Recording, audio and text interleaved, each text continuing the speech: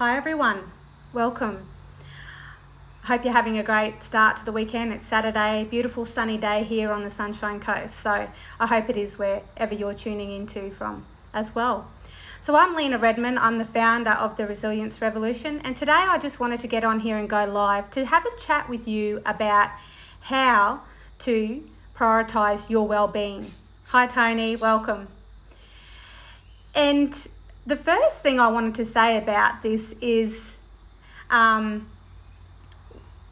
we all think about well-being and how to enhance that in so many different ways. Like the first thing people usually think about is self-care. Is, okay, I need to do something for myself. I need to take some time for myself. I need to go get my nails done. Or maybe I need to go have a day spa day or a night out with the girls. Well-being and how to enhance that and embed that into your life looks different for so many people. But we can have all these grand plans and go get your nails done from time to time. But none of it really matters unless we actually believe that our well-being is a priority, that we do value it, that it is one of the most important things that we can do as a mum. And often that's not the case. Often many mums say that they value well-being, but their actions don't say that at all. Because they might do something once a week, they might try to schedule it in, and then something else pops up and they break that promise to themselves. They let it go.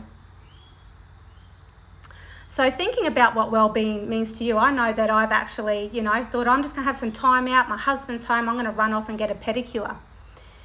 And the whole time that I was having that pedicure, I was there thinking about all the things I had to do at home that I should have been doing. I was feeling guilty for sitting there having that time out when I knew there was so much else I had to do. The priorities, the washing, the kids' homework, the grocery shopping for the next week. And then I caught myself wanting to rush the person who was painting my toenails because I just wanted to get out of there so I could get home and get those things done. Because I simply couldn't relax until I knew I had ticked all those things off the list. So getting my nails done in actual fact wasn't supporting my well-being at all. I was stressed as hell while I was sitting there. So it really is about our mindset, about valuing ourselves and our well-being as a number one priority in our life. That's what we need to do. But that is easier said than done. So today I want to take you through a few steps that may help you achieve that. And the number one step is the mindset shift that I'm talking about. And that's really hard because as any young girl, we have watched our own mothers care for themselves and their own well-being. And we've been conditioned. We've watched them and we've learnt how to care for ourselves through how they cared for themselves. And that's not putting blame on them. They did the best that they could with what they were taught as well and through circumstance. If I could just tell you the story of my own mum, she's an absolutely amazing woman. She works so hard. She grew up as a city girl in Brisbane and married the love of her life. He was a city boy too, but his dream was to become a dairy farmer. So with my three elder siblings in tow, they took off from Brisbane and headed to the South Burnett, where they leased a dairy farm to start off with, and they adopted another baby, and then they had me. So then with 5 babies, or young children in tow, they bought their own dairy farm. So my mum was a dairy farmer's wife. She worked really hard and she had 5 children of her own. And they also decided to be foster parents. So we had many other children in our family during the years. So it wasn't just 5 kids, it was often 8 kids in the house. So she was an amazing woman.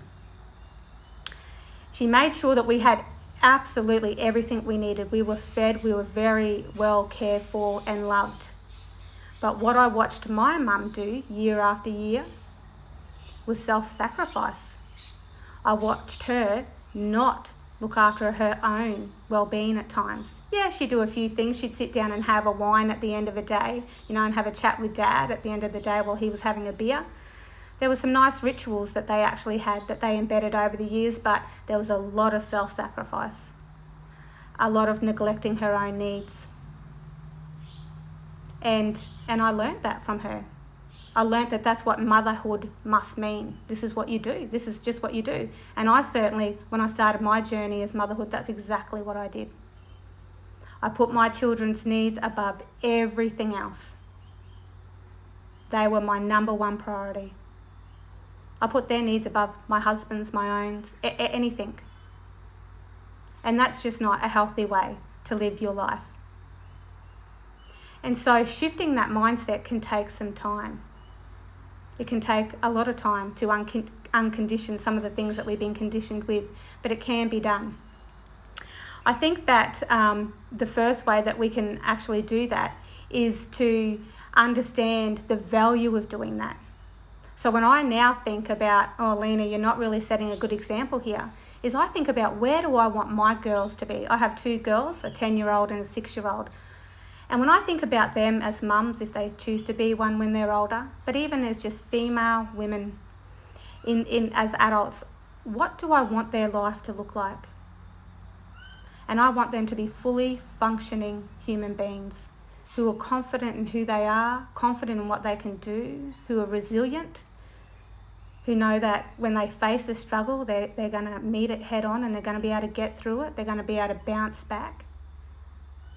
And I know that the only way that they're going to be able to do that is if they're looking after their well-being. If their mental health is so good that they can do anything. Thanks, Tony.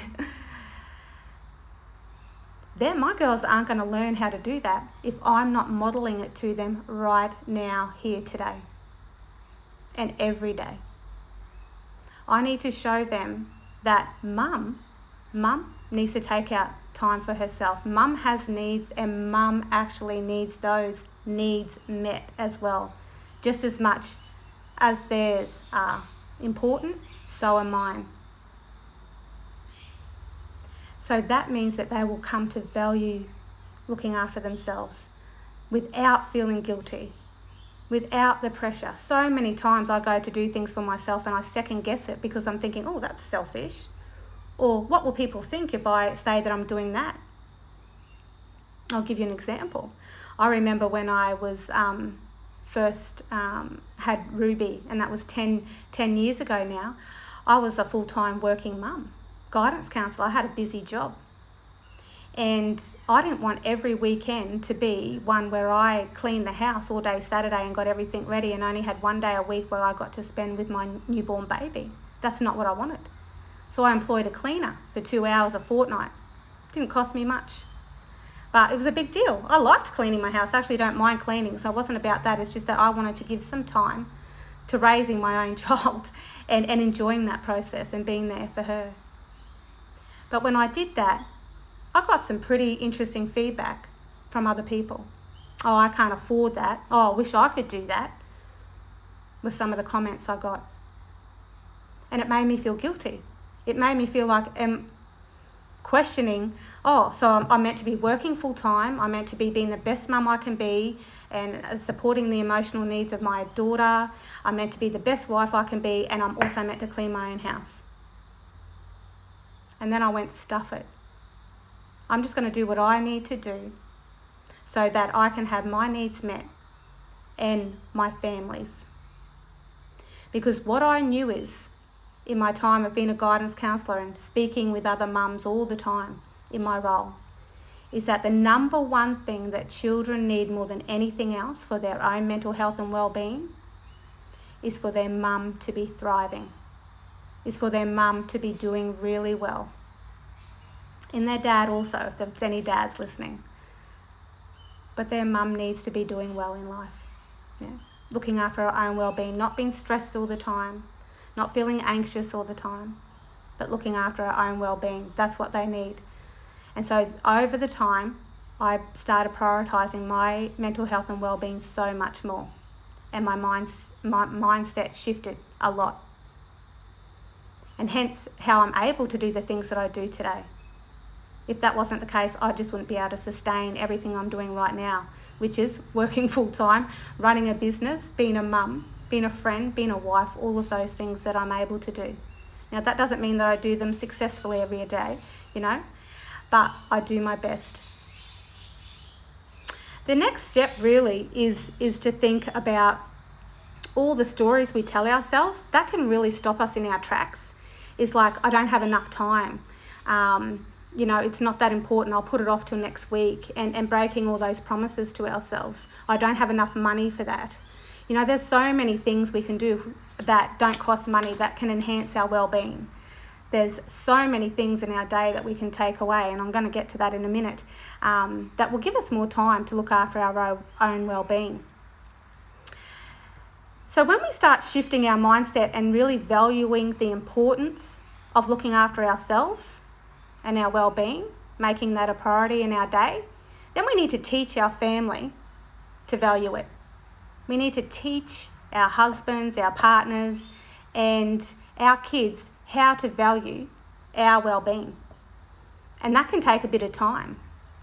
I can remember feeling like the martyr for quite some time, and thinking that, why do I always have to do all of this, everyone else is out there enjoying themselves and I'm in here doing the dishes, and there's never enough time. I was really starting to feel sorry for myself. And then I realised I'm actually not requiring them to help me. I'm not saying, hey, Ruby, come and do the dishes. I'm not sitting down with my husband and scheduling, things that I need to do for my week with him. But I do now. Things had to change. And so I had to start teaching my family how important it was for me to do these things.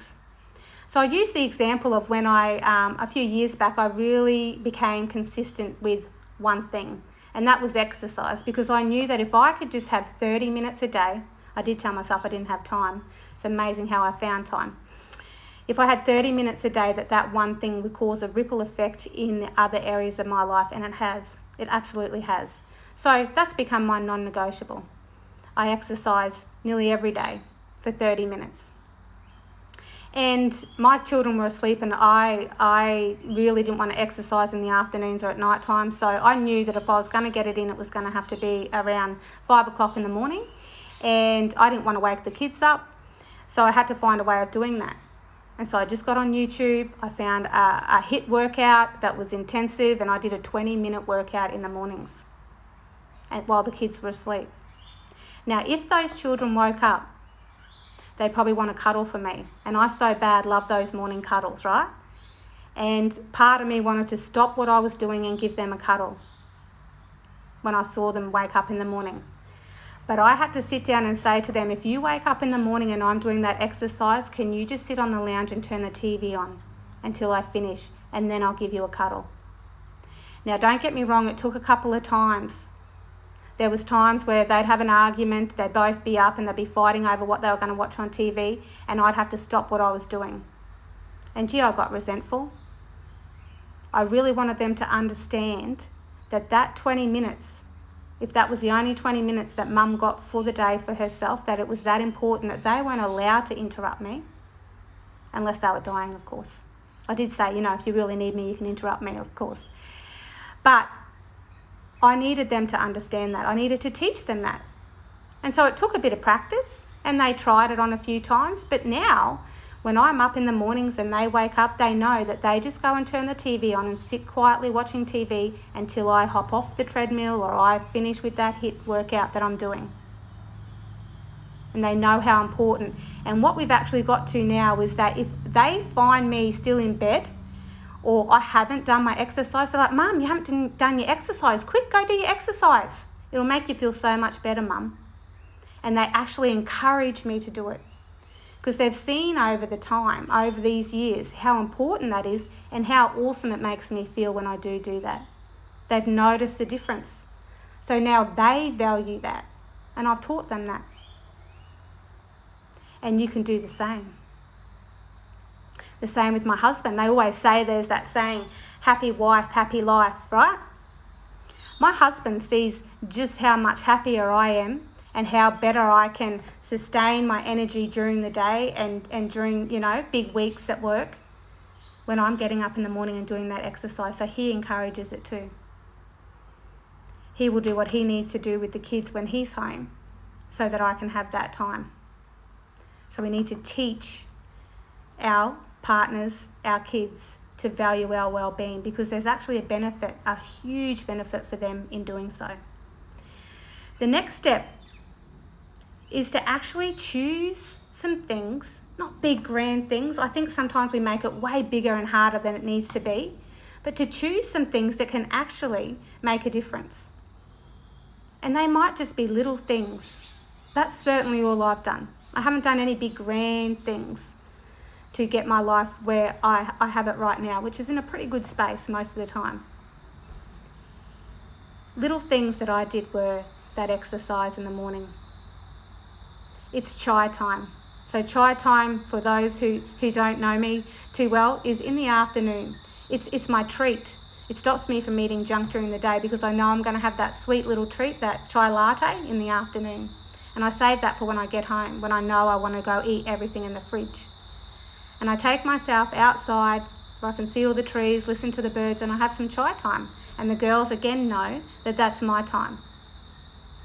And that they are inside playing and doing what they need to be doing. And that, not to interrupt mum during that, even if it's 5-10 minutes, I'm out there some days, that's my time.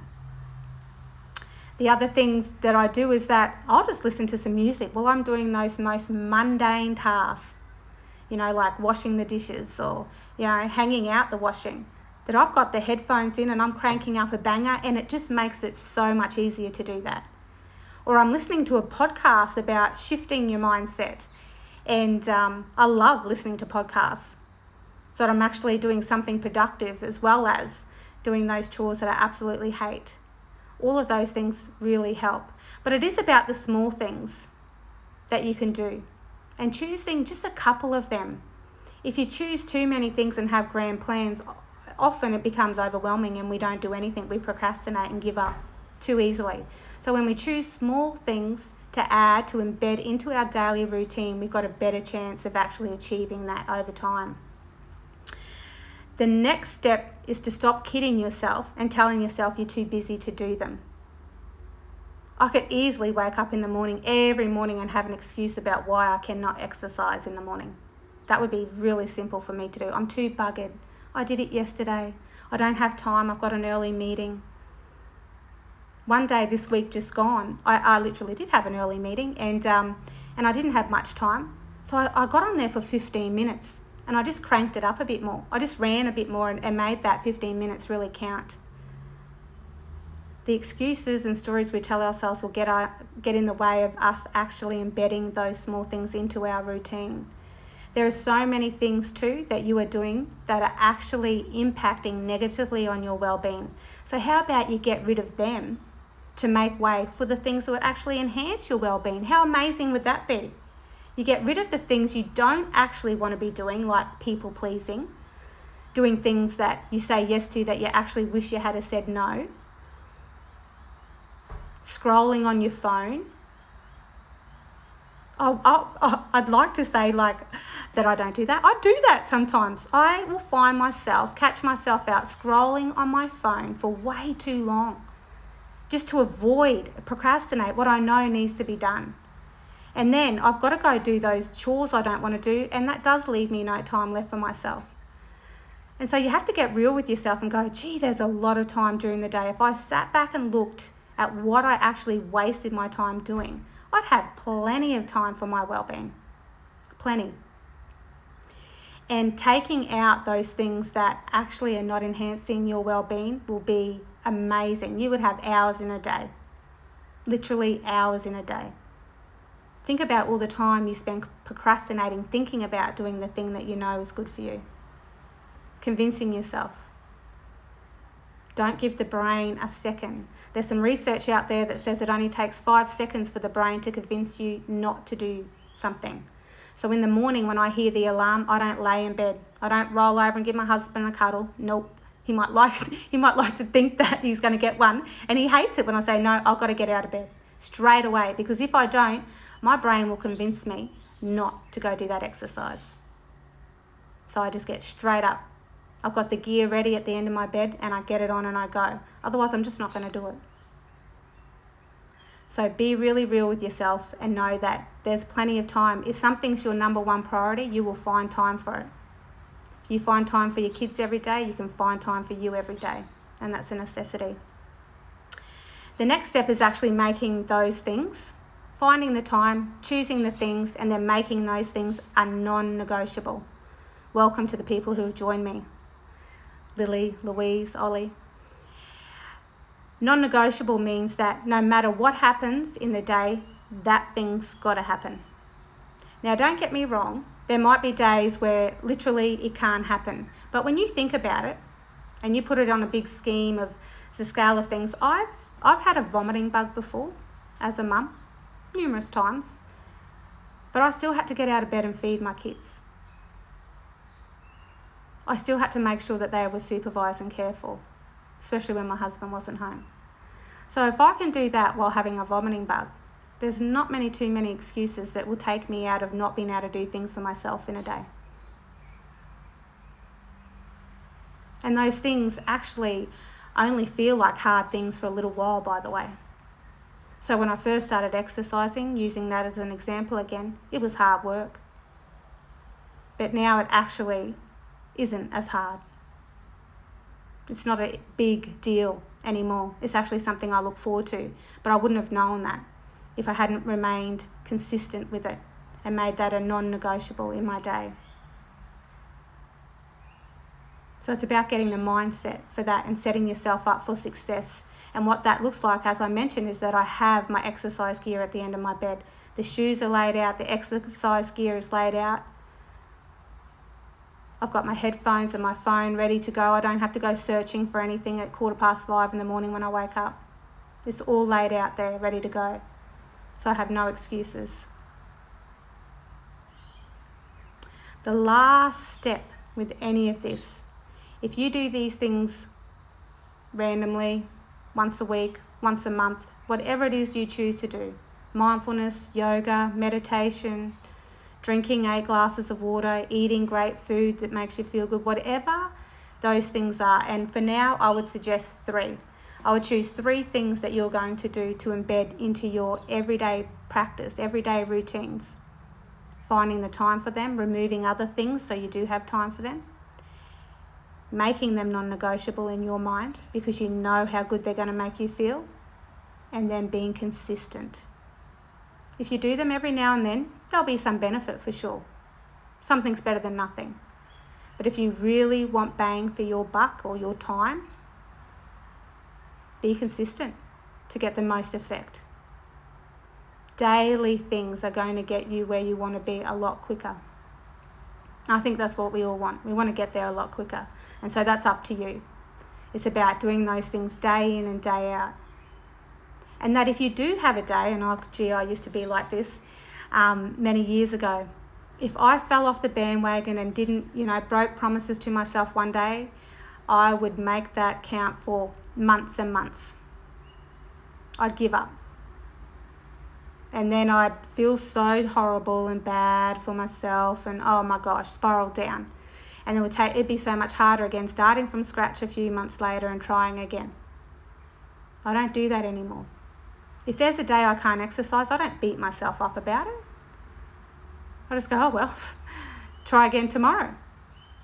And I do it again tomorrow. If I have a day where I go eat a whole lot of crap, that's okay. I don't beat myself up about it anymore and feel guilty because those feelings actually take me away from what I want to achieve. I just go, oh well, you're a human being. We all have our days. Tasted good. Tomorrow, I'll eat extra healthy. And that's exactly what I do. So I don't self-sabotage and make one mistake or one day of not being able to meet my needs mean that I need to self-sabotage for the next few months. But consistency is the key to really embed that, because what happens is if you're consistent is that you actually embed new habits. It's amazing how that happens. Absolutely amazing.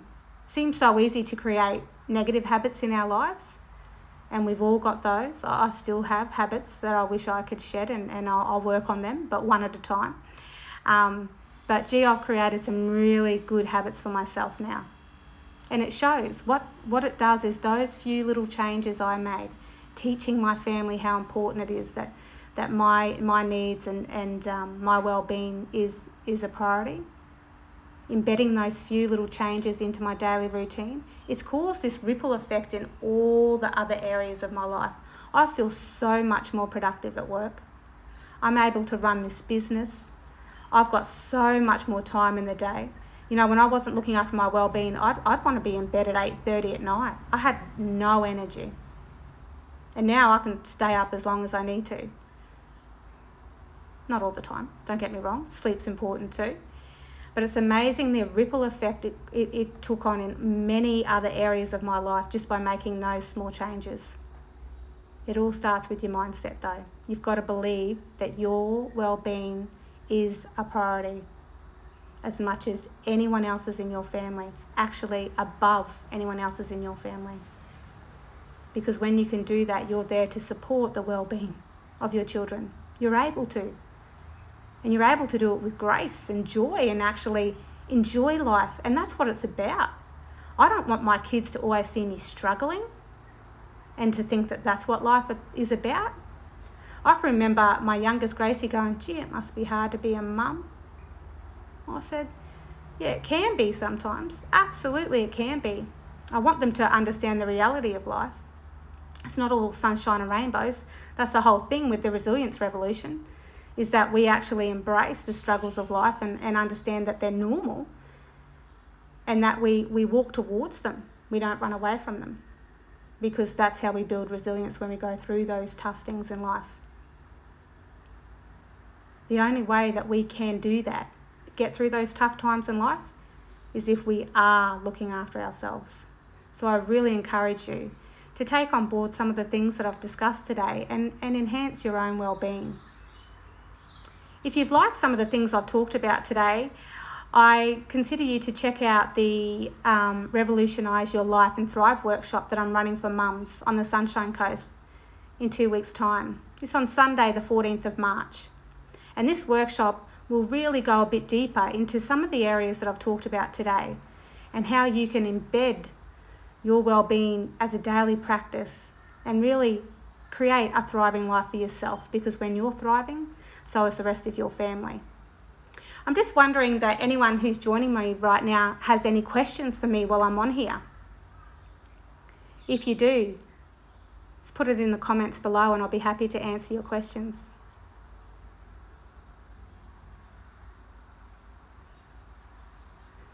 I hope that, I'll just wait a second to see if anyone's got any questions, but I hope that the rest of your weekend is one that you can actually start thinking about what you can do right now today to enhance your well-being. And remember, they're not just one-off token things. They don't always need to cost money. I think sometimes people think, oh, I don't have enough time, but also that I don't have enough money. And there's so many things that you can embed in your life that don't cost you a cent. So think about those things, whether it's daily affirmations, that's something I really value, or whether that it might be that spending some time out with your friends. Like, it's amazing how a good chat with your friends, your girlfriends, can really empower you and inspire you. So go do some of those things this weekend. I don't see any questions there, so I'm going to head off now, and thank you so much for joining me. Take care.